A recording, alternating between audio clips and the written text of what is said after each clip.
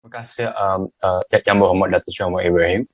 Sebagai seorang Malaysia, soalan saya adalah dalam konteks Malaysia.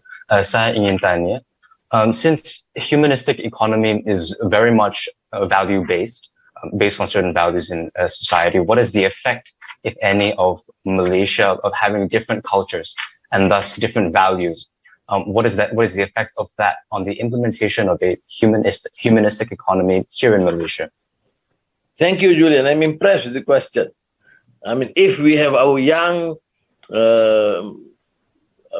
Malaysians having that interest or concern about issues, about values, about ethics, is a bright future for this country. Now, please do more to inculcate this understanding amongst your colleagues and your friends, and have a huge campaign to get them to be aware of what's happening on the ground. Now, when I talk about values, ethics, I give, of course, example from the Quran and the experience of the great Caliph. But if you read my Asian Renaissance or Gelombang, I made reference to Confucius and Gandhi.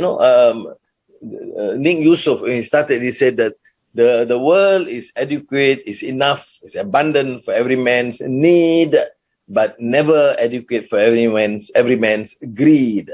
I mean, that's a very ethical statement from a Hindu leader. It doesn't make a difference to me.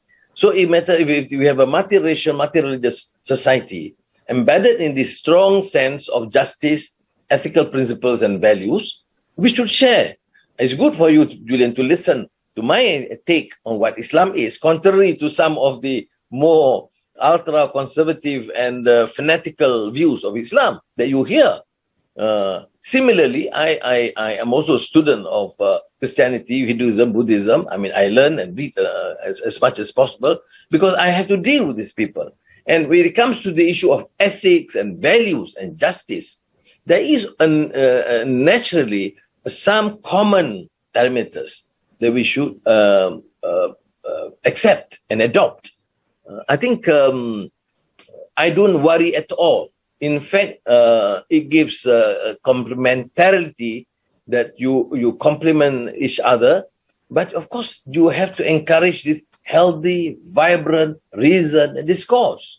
It's not only that you have Malays or Muslims who are quite semi-literate on Islam. Sometimes, the way they articulate religion. The same I've seen about the Hindus. You talk about the general Hindu in Malaysia talking about temples, but probably have no understanding of what the great writings of Tirukkural and the major lessons of Mahabharata or Ramayana. So it just becomes like a slogan, populist slogan that instill more fear than understanding.